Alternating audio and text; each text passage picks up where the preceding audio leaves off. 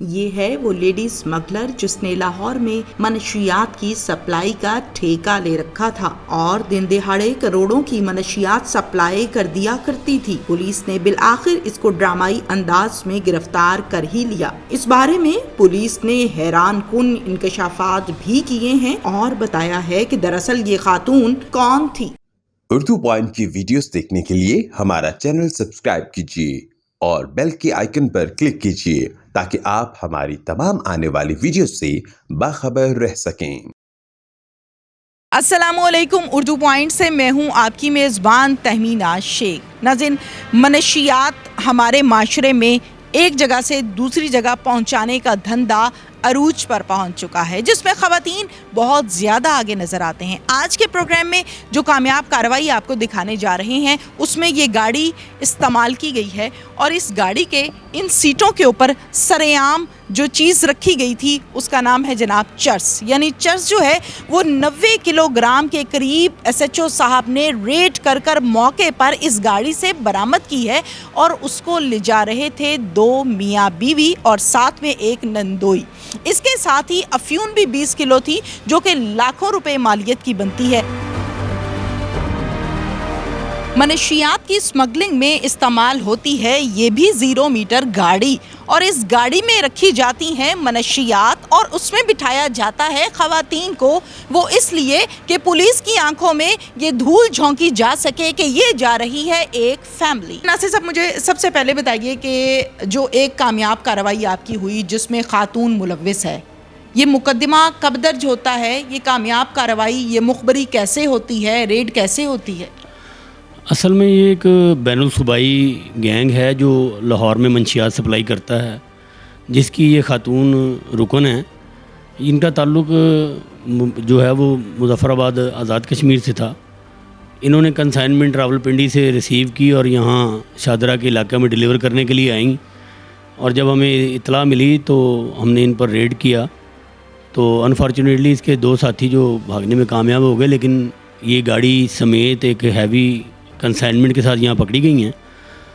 اس consignment میں total جو منشیات ریکور ہوئی ہے اس کی مقدار 110 کلو گرام نکلی ہے، جس میں 90 جو کے جی ہے وہ ہے چرس اور افیون جو ہے وہ 20 کے جی ہے۔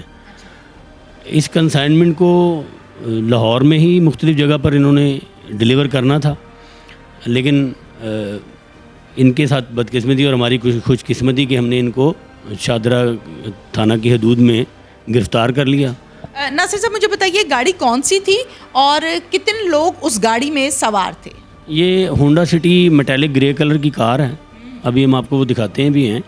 اس کے خفیہ خانے تھے، اس کے علاوہ اس میں جو پولیتھین بیگ میں چرس اور افیون جو ہے وہ یہ رکھی گئی تھی۔ اس خاتون کے پکڑے جانے سے ان کے ایک نیٹ ورک کا بھی انکشاف ہوا ہے۔ انشاءاللہ تعالی ہم اس پر بھی کام کر کے جو اس نیٹ ورک کے باقی گروہ کے ارکان جو ہیں وہ ان کو بھی گرفتار کرنے کی کوشش کر رہے ہیں۔ ناصر صاحب، گاڑی میں کتنے لوگ سوار تھے؟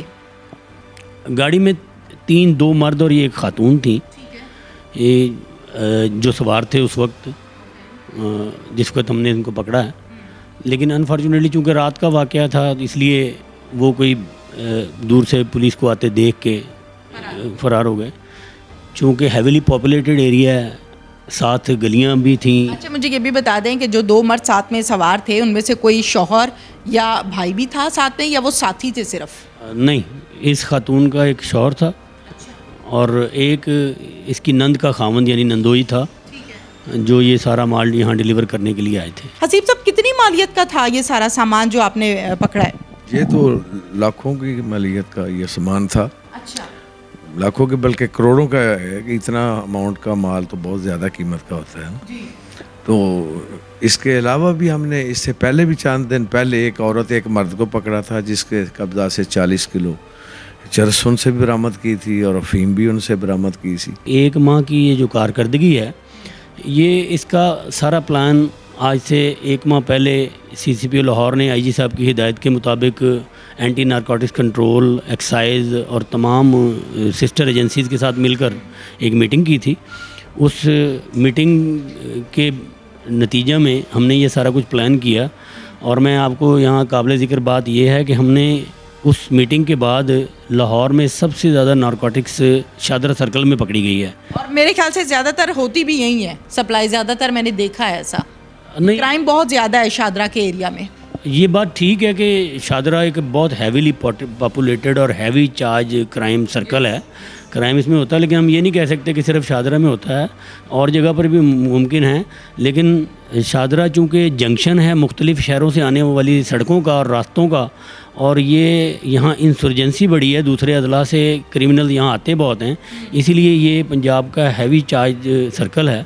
لیکن اگر آپ یہ دیکھیں کہ ہم نے اب اس نارکوٹکس کی لعنت کو ختم کرنے کے لیے جو کارروائی کی ہے, اس میں ہم نے 1 ماہ کے اندر 33 مقدمات درج کیے ہیں, اور اس میں 292 کلو چرس ریکور کی ہے اور 56 کلو افیون ریکور کی ہے. جہاں پر ہم اس خاتون کی بات کر رہے ہیں, اس کے علاوہ اور ٹوٹل 1 ماہ کی کارکردگی کے دوران کتنی خواتین منشیات سمگل کرتے ہوئے پکڑی گئیں؟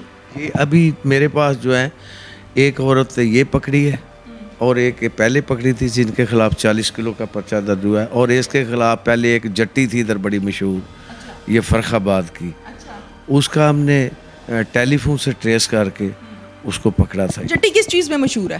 وہ منشیات میں, اس کے خلاف بے شمار مقدمات ہیں, تو اس کو بھی میں نے پکڑ کے بھیج دیا ہے. آپ اسکول چلے جائیں, خدا نخواستہ نئی نسل تباہ کی جا رہی ہے, بچوں کو بڑی ایزیلی اویلیبل ہو جاتی ہے. یونیورسٹی چلے جائیں, یہ ایک سرکل ہے پورا, وہاں اویلیبل ہو جاتی ہے, کالج میں اویلیبل ہو جاتی ہے. اور نیا اس میں جو ایڈیشن کیا گیا ہے وہ یہ ہے کہ اس میں ینگ لڑکیاں اور خواتین اس میں شامل ہیں. کیا میسج دینا چاہیں گے اوور آل معاشرے کو, کس نگاہ سے دیکھتے ہیں کہ پہلے مرد سپلائی کیا کرتے تھے, اب عورتیں بھی شروع ہو گئیں؟ جی, میں بتانا چاہتا ہوں کہ عموماً آپ نے دیکھا ہوگا کہ پولیس کے ناکوں پر یا جہاں بھی چیکنگ پوائنٹس ہوتے ہیں وہاں خواتین کی گاڑیوں کو اس طرح چیک نہیں کیا جاتا جس طرح کے مردوں کی گاڑیوں کو چیک کیا جاتا ہے. تو چونکہ یہ آرگنائز کرائم ہے, کوئی مینوفیکچرر ہے, کوئی سپلائر ہے, کوئی کیریئر ہے اور کوئی سیلر ہے, تو کیریئر کے طور پہ خواتین کو استعمال کیا جاتا ہے, اس لیے کہ گاڑی میں خواتین بیٹھی ہیں تو پولیس والے اس کو چیک نہیں کریں گے کہ یہ فیملی جا رہی ہے, تو اس لیے یہ کیریئر کے طور پہ عورتیں استعمال ہو رہی ہیں. اور جہاں تک یہ تعلیمی اداروں میں اور بچیوں میں, یونیورسٹیز, کالجز میں یہ جو رجحان بڑھ رہا ہے, اس کے 2-3 سوشل فیکٹر ہیں. میں اس کی بالکل نشاندہی کرنا چاہوں گا آپ کے توسط سے.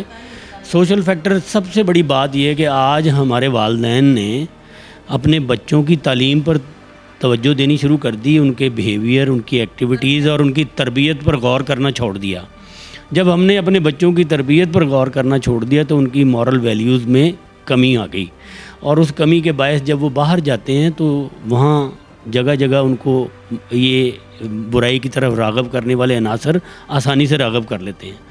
میں آپ کے اس پروگرام کے حوالے سے ماں باپ سے یہ گزارش کروں گا کہ اپنے بچوں کی تعلیم تو انہوں نے حاصل کر ہی لینی ہے, کیونکہ ایک سسٹم ہے وہ, ان کو ان برائیوں سے بچانے کے لیے باقاعدہ ان کی تربیت کریں, ان کو ایجوکیٹ کریں اور ان کو بتائیں کہ نشہ بری چیز ہے. حسیب صاحب کے اس خاتون کے نیٹ ورک کے حوالے سے خاتون آپ لوگوں نے گرفتار کی, اور خاتون سے جتنی آپ لوگوں نے چرس برآمد کی, افیون برآمد کی, اس سے تحقیقات کے دوران, انویسٹیگیشن کے دوران مزید کون سے حقائق سامنے آئے؟ کیا اس کے گڑھ کا پتہ چلا, ہیڈ کا پتہ چلا؟ اس کا نیٹ ورک جو ہے وہ علاقہ غیر سے ہے. ان کا میاں ان کے ساتھ ٹچ تھا, وہ لاتا ہے. اس کا ایک نند کا خاوند ہے, وہ لاتا ہے.